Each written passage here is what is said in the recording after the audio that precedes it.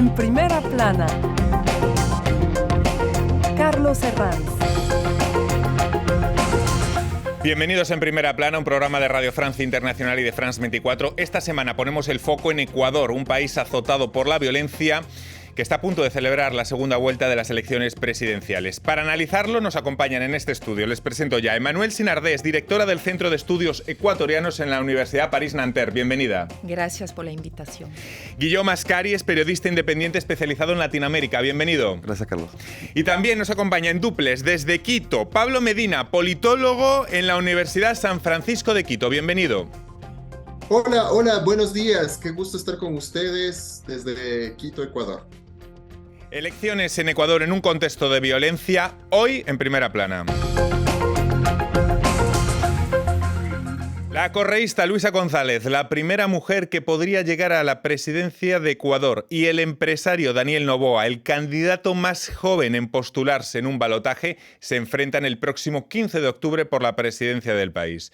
Los ecuatorianos tendrán que elegir entre dos opciones políticamente opuestas en un país donde las elecciones están marcadas por la violencia. Los ecuatorianos soportan constantes atentados terroristas que cambian de un día a otro la dinámica y la vida del país, como ya lo ha hecho en este proceso electoral en el que los candidatos recorren el país pues con chalecos y fuertes medidas de seguridad. Repasemos algunas portadas de prensa.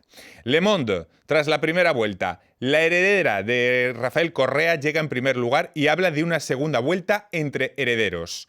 Primicias dice que cara a la segunda vuelta el correísmo es el patito feo, mientras que Noboa suma apoyos oficiales. Y terminamos con nosotros mismos en France 24 con un artículo muy interesante que pueden consultar en la web y en el que nos preguntamos por las claves de la violencia de Ecuador, o con una tasa de homicidios que incluso se ha multiplicado por 5 en los últimos 7 años. Bueno, Luisa González frente a Daniel Noboa, dos opciones distintas en un clima de violencia. Emmanuel, ¿dónde puede estar la clave de esta elección? La clave está en convencer a los indecisos, que es el primer partido del Ecuador. En realidad hay todavía una fuerte polarización en torno a la figura de Rafael Correa, con una base sólida de correístas, un 30-35%, lo que le permitió a Luisa González llegar a la segunda vuelta, y una base sólida de anticorreístas, pero está parte de la población, un 40%, que podría votar por la candidata correísta o también por Daniel Noboa si logran convencer de que el correísmo puede existir sin Correa. Para Luisa González creo que es su mayor desafío, y para Noboa convencer de que no es el hijo de su padre, no representa una derecha empresarial y liberal, y de hecho es respaldado por ADN, Acción Democrática Nacional, que se declara como movimiento del centro y centro-izquierda. Y ahí se juega, en este grupo de indecisos, la elección presidencial. Guillaume, de nuevo filias y fobias que genera el correísmo de nuevo en juego en esta segunda vuelta. El correísmo, bueno, queda también presente en Ecuador con una base sólida, como se le ha dicho, pero podemos ver que año tras año tenemos también menos personas, pasamos de 40% de la población a unos 34%, entonces va a ser también lo más importante por el correísmo es de ver a nuevo lo que puedo ofrecer de nuevo con lo que existió antes, y ahora no sabemos bien, va a haber un debate por eso, en qué Luisa González se va a diferenciar de lo que se ofreció antes con Rafael Correa. Entonces, por eso hablamos también de una heredera. Luego les voy a preguntar por cómo intenta Luisa González distanciarse de Rafael Correa. Pero antes le vamos a preguntar también por las claves y el contexto de esta segunda vuelta a Pablo Medina desde la Universidad San Francisco de Quito. El Ecuador se encuentra en este momento enfrentando la peor crisis de seguridad de su historia, además de una crisis económica importante. Durante el primer semestre de este año hubo un 25% menos de recaudación fiscal comparativamente con el año anterior, y además en unas elecciones que son particulares porque son fruto de un dispositivo constitucional que tenemos en el país que permite la disolución de la Cámara del Parlamento a cambio de la salida del presidente, o más bien dicho, del sometimiento del presidente a unas nuevas elecciones. El presidente Lasso decidió no presentarse a estas elecciones, entonces estamos con elecciones anticipadas, pero que son para terminar el mandato originalmente planificado, es decir, volveremos a tener elecciones en el 2025. Ese es el contexto en el que nos encontramos, en donde probablemente volvamos a tener una disputa en un clivaje de correísmo-anticorreísmo, es decir, la candidata del partido del expresidente Rafael Correa representando al correísmo y Daniel Noboa probablemente intentando aglutinar a todas las fuerzas políticas y electorado que no quieren el regreso de la fuerza política del expresidente Rafael Correa a la presidencia de la República.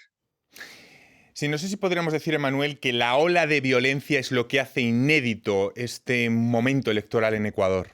Efectivamente, es un choque para la población descubrir que esta violencia es generalizada.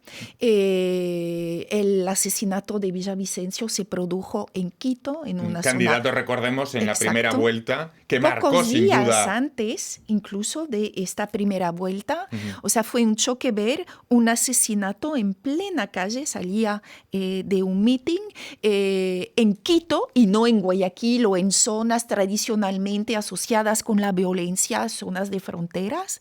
Y ahí se dieron cuenta de que efectivamente la violencia había contaminado todo el territorio. Las preocupaciones por el aumento de la inseguridad se intensificaron a principios de agosto, pues a partir del asesinato del candidato presidencial Fernando Villavicencio, que fue pues, asesinado pocos días antes de la primera vuelta. Guillaume, ¿en qué se diferencian las propuestas de ambos candidatos para atajar esta ola de violencia y de inseguridad? Porque quizás es la pregunta que nos hacemos. Bueno, cuando miramos un poco los dos programas de los candidatos, no hay muchas diferencias cuando hablamos del tema de la seguridad. Todos quieren reforzar la seguridad, invertir también en las fuerzas armadas policiales. Donde vamos a ver un poco de diferencia es más en lo que es el público que quieren tocar. Digamos, tanto los dos candidatos, tanto, por ejemplo, Luisa González, digamos que es una persona que va a tocar más el público que ya tiene, que ya es convencido, sin buscar por el momento a encontrar una base que sale del socialismo que existe actualmente en Ecuador. Y en el caso de Noboa, todos los grupos de agroexportación que también le apoyan desde el principio. Entonces no hay una gran diferencia sobre el tema de la seguridad entre los dos candidatos actualmente. Ecuador, un país de 18 millones de habitantes, solía ser un remanso de tranquilidad en comparación con la vecina Colombia, que durante décadas fue devastada por la violencia de grupos guerrilleros y paramilitares armados y cárteles de la droga. A medida que eso cambió en los últimos años, después de que Colombia forjara un acuerdo de paz, entendemos, y se lo pregunto a nuestro profesor desde la Universidad de Quito, ¿cómo ha ido creciendo ese poder del narco en Ecuador? ¿Cómo ha sido ese desarrollo? Tenemos un primer gran recrudecimiento en el año 2000. Primero por la dolarización del Ecuador, lo cual implica una menor capacidad de control de lavado por parte del Estado, porque no tenemos control sobre el cambio de moneda. Y por otra parte, a partir del año 2000 se empieza a implementar en Colombia el Plan Colombia, que lo que principalmente logra es sacar a los narcotraficantes, a las fuerzas del narcotráfico, de los centros urbanos y orillarlas hacia las fronteras del país, una de ellas con el Ecuador. Bajo esta teoría del yunque y el martillo, el tema es que el Ecuador nunca tuvo la capacidad de funcionar como yunque, entonces lo que hizo el Ecuador, de hecho, fue un poco la vista gorda, es decir, el Ecuador construyó esta narrativa de que el Ecuador era una isla de paz. Lo que más o menos el Ecuador hizo fue decir, miren, mientras no haya problemas de nuestro lado de la frontera, nosotros no vamos a combatir activamente tampoco en favor de los intereses colombianos. Y eso ocasionó que el Ecuador en efecto se convierta en un país de tránsito del narcotráfico. Ahora, después de la pandemia, tenemos un cambio del mercado de la cocaína en Estados Unidos con la aparición o el fortalecimiento de la presencia de drogas sintéticas. Entonces existe una necesidad de diversificación del mercado de la cocaína y esto causa algunos efectos. Primero, que por ejemplo, dentro del Estado ecuatoriano a los operadores del narcotráfico se les empiece a pagar con cocaína, no con dinero. Entonces, esto hace que los operadores también tengan que salir a buscar mercado interno, mercado externo y que haya competencia por los territorios.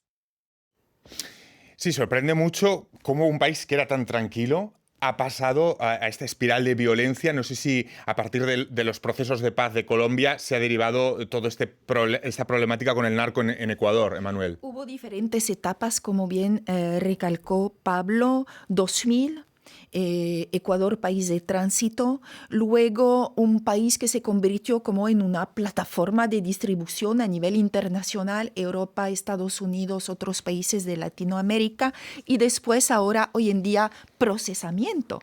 Es decir, que no produce, no cultiva, pero sí se ha convertido en un país de procesamiento. ¿Y por qué? Es uno de los efectos efectivamente de los acuerdos de paz 2016 y a partir de ahí vemos cómo se disparan las violencias. Es que la desmovilización de las FARC produjo una forma de fragmentación, incluso atomización de pequeños grupos que siguieron viviendo del narcotráfico, pero entonces pasaron a buscar otros espacios, se aliaron con pandillas locales ecuatorianas y vemos ahora el resultado, que es efectivamente la lucha por territorios y por controlar estas rutas Pacífico y Oriente de salida de las drogas. Y es que además toda esta situación de violencia se ve en las estadísticas, cómo se ha multiplicado la tasa de homicidios por 5 en los últimos 7 años, es decir, una brutalidad, Guillaume. Efectivamente, pasamos de, incluido en 2017, donde estábamos a 5 por 100.000 habitantes, ahora pasamos a casi 26 por 100.000 habitantes, es decir, que llegamos a un punto para volver atrás en Ecuador, donde hay muchos esfuerzos que hacer y sobre todo esa violencia que es también vinculada con lo del narcotráfico, se encuentra en 3 provincias en Ecuador, que son Manta, Esmeralda y también la parte también de Guayaquil, que es muy importante y clave por el tránsito de narcotráfico hacia Estados Unidos en Europa. Entonces llegamos a un momento donde hay 2 combates, lo que es la violencia, que podemos explicarlo con la polarización, con muchas cosas, y el narcotraficante, los narcotraficantes, que también todo eso también es vinculados, pero son 2 problemas bien distintos. Pues ya ven todas las claves para entender este contexto de violencia y de narco en Ecuador. Vamos a hacer una breve pausa en este punto y a vuelta vamos a explicar la estrategia de ambos candidatos para acudir a la segunda vuelta. Hasta ahora. Reporteros, el programa de reportajes de France 24. Descubra las historias de la gente con nuestros reporteros por todo el planeta. Nuestros periodistas van donde ocurre la noticia para contársela. Cada semana, Reporteros le trae una historia inédita. No se la pierda. Reporteros, en France 24 y france24.com. Seguimos en primera plana esta semana con el foco puesto en Ecuador y su segunda vuelta electoral, que se disputará el próximo 15 de octubre. Estamos viendo si se trata de una lucha entre correísmo y anticorreísmo, y lo que estamos intentando tratar también es buscar esas claves que explican el contexto de violencia. Lo hacemos con Emmanuel Sinardé, directora del Centro de Estudios Ecuatorianos de la Universidad París-Nanterre, con Guillaume Ascari, periodista independiente especializado en Latinoamérica. Les recuerdo que tenemos en duples desde Quito a Pablo Medina desde la Universidad San Francisco de Quito. La primera vuelta estuvo marcada por el temor de los ciudadanos y un despliegue de 100.000 policías y militares en 4.390 recintos. Emmanuel, ¿hay temores en lo referente a la seguridad para esta segunda y definitiva vuelta en Ecuador? Sí. De hecho, sigue de pie el estado de emergencia declarado para 2 meses y yo creo que es posible que haya una prolongación de este estado de emergencia para permitir facilitar la campaña electoral, que es una campaña de todas formas, con chalecos antibalas, guardaespaldas y protección policial a los 2 candidatos. Pues vamos a analizar ya más a fondo a los 2 candidatos y también a otros que no están, pero que planean en la atmósfera. Nos viene siempre el nombre de Rafael Correa. Guillaume, ¿qué queda del correísmo en la sociedad ecuatoriana actual? ¿Qué queda de correísmo? Porque me imagino que los más jóvenes tampoco mucho recuerdo. Los más jóvenes no, ¿no? Los más jóvenes. Poco recuerdo. Los más jóvenes no, porque también hay, como en todas elecciones, nuevas Sí. personas que van a votar y viven, como le hemos mencionado, una época inédita donde Sí. hay una violencia, no se entiende mucho lo que pasó también con un expresidente que es condenado, también hay que recordar, en exilio. Entonces, ¿qué hay que todos los candidatos que fueron del socialismo de este siglo, pero también del correísmo, tienen una base que es de decir, nosotros tenemos un programa de justicia social, pero por el joven que ya va a empezar también en la política o que también va a votar por la primera vez, bueno, lo que ve en la calle es violencia, lo que ve también en la televisión y en los medios también, porque es muy importante, los medios sociales juega bastante en lo que podemos ver y lo vemos también en lo que pasó en la primera vuelta o con Fernando Villavicencio. Entonces todo eso afecta bastante, yo creo, al voto. Y vamos a ver lo que va a pasar hasta el 15 también de octubre. Y eso puede jugar bastante en el voto. Parece que el correísmo, y le pregunto ya a nuestro profesor desde Quito, sigue con una base fuerte y al mismo tiempo con un rechazo fuerte también, que puede hacer emerger a cualquier vencedor en su contra. ¿La etiqueta de correísmo hoy en día sigue teniendo más respaldo como para venderla o es mejor esconderla por lo que lastra? La pregunta es, estratégicamente, ¿en qué momento conviene ser o no correísta? Porque, por ejemplo, en el país nosotros celebramos elecciones subnacionales a inicios de este año, elecciones de provincias y ciudades. Y, por ejemplo, en ese caso, donde la elección se da por mayoría simple, el correísmo tuvo muy buenos resultados justamente por eso, porque tiene la principal fuerza electoral del país. Ahora, el problema es que cuando tú tienes que obtener más de la mitad, el caso del presidente de la República, probablemente sea muy difícil alcanzarlo porque el anticorreísmo se junta. Ahora, cuando uno piensa, por ejemplo, en las elecciones legislativas, eso le da la primera minoría. Ningún partido tiene mayoría absoluta en la Asamblea. Probablemente el que se lanza a la presidencia tiene pocas posibilidades de llegar, pero los que se lanzan a la asamblea o los que se lanzan a cargos subnacionales enarbolando la bandera del correísmo tienen buenas probabilidades de llegar a ganar. Entonces, sigue siendo, sin lugar a dudas, una fuerza electoral y política muy importante en el país. Emanuel, Guillaume, entonces la pregunta es, ¿Luisa González tiene una voz propia dentro del correísmo, independiente y autorizada, o como dicen sus críticos, es una marioneta, que se me entienda, de Rafael Correa? Es precisamente el desafío que tiene Luisa González. Ahora, en la segunda vuelta, es convencer de que no es la marioneta de Correa, de que es capaz de renovar el correísmo, adoptando ciertos aspectos como esas promesas de justicia social, igualdad, protección por parte del Estado, pero sin estar ya asociada con la figura de Correa.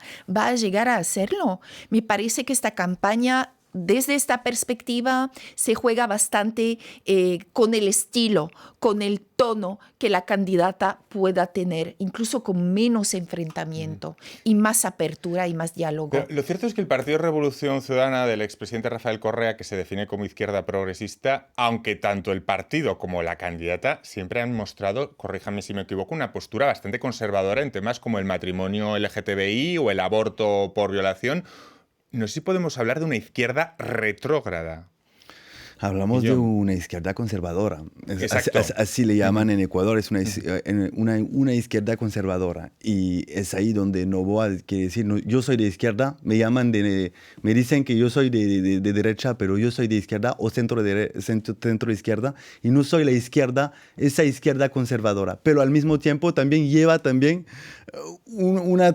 sobre unos temas, una conservación digamos, es muy conservador también sobre unos temas, seguro sobre el aborto, la mayoría también del progresismo en todo lo que es lo demás de América Latina, no es de decir yo soy contra el aborto, es seguro. Entonces, Luisa González también tiene también una base que vota para ella y que vota también para Rafael Correa, que también piensa así. Entonces, no puede cambiar muchas cosas y vemos al mismo tiempo que hablamos de Heredera porque tiene muchos proyectos que eran los proyectos de Rafael Correa cuando se presentó. Entonces, es difícil demostrar también al mismo tiempo tengo un estilo diferente, pero apoyo la misma cosa. Es un desafío.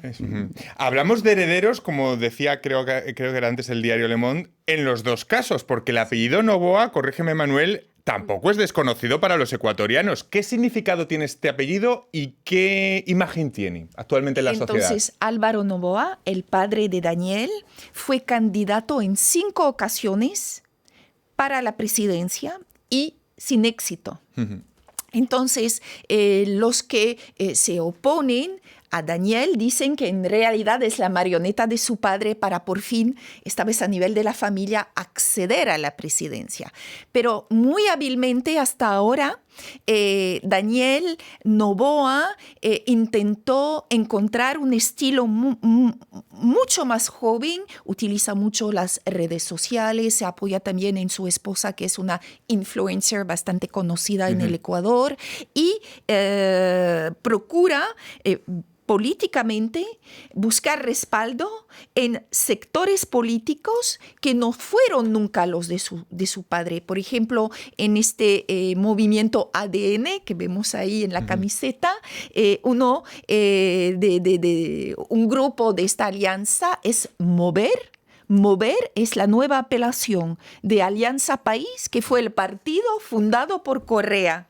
Entonces está intentando desplazar las líneas hacia un centro que le permite captar, aglutinar a no solamente los anticorreístas, sino a este grupo de indecisos que hoy son incapaces de decir por quién van a votar en octubre.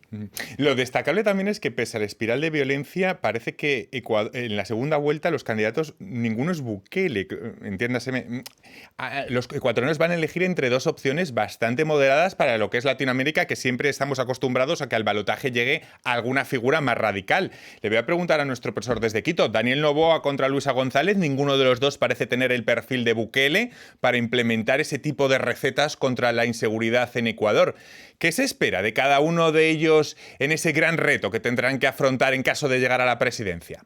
Quizá el correísmo, por su experiencia previa, hay que decirlo, durante la presidencia de Rafael Correa, específicamente en el 2015, el Ecuador llegó a tener unos índices sumamente bajos de violencia. Quito era una de las capitales, si no la capital más segura de América Latina. Es decir, el correísmo puede presentar unos resultados previos muy interesantes, además de que al contar con un partido político tiene la estructura, conocimiento y personas que pueden enfrentar el tema. Lo que no se sabe de Daniel Noboa, porque como no tiene partido no sabemos exactamente quiénes pueden ser sus ministros, pero cualquiera de las dos fuerzas tiene que entender que tiene apenas 16 meses más o menos, entre 16 y 18 meses de gobierno es lo que va a tener, y resolver temas tan complejos va a ser muy duro, sobre todo si es que es el caso de Daniel Noboa, va a contar con un parlamento en contra además, entonces cualquier iniciativa legislativa va a ser muy difícil de llevarla a cabo, va a tener que concentrarse en la política pública que puede ejecutar desde la presidencia de la República, y aún así solventarlo en 16 meses es imposible. Y quizá esto es lo que genera más desconfianza en su capacidad de lograr entregar resultados, porque la ciudadanía va a esperar resultados muy rápidos. Los candidatos van a estar sometidos a unas elecciones muy pronto en el 2025 y yo no sé con qué capacidad puedan llegar con resultados al 2025 y decir, bueno, me está yendo bien, denme su voto para continuar con esta política, que finalmente va a ser el desafío de cualquiera de los dos. Claro, es que es toda una encrucijada, porque si ninguno se puede comparar realmente con Bukele, porque Ecuador todavía confía en una receta más ponderada para calmar la situación. Pero en caso de que en este corto periodo de tiempo a lo mejor no llegue esa calma, a lo mejor sí que hay opciones más radicales en las elecciones de 2025, ¿no, Emmanuel? Sí, entonces los dos candidatos ahora proponen una resolución bastante pacífica de los problemas con reformas estructurales, judiciales, policiales, negociación, movilización comunitaria, etc.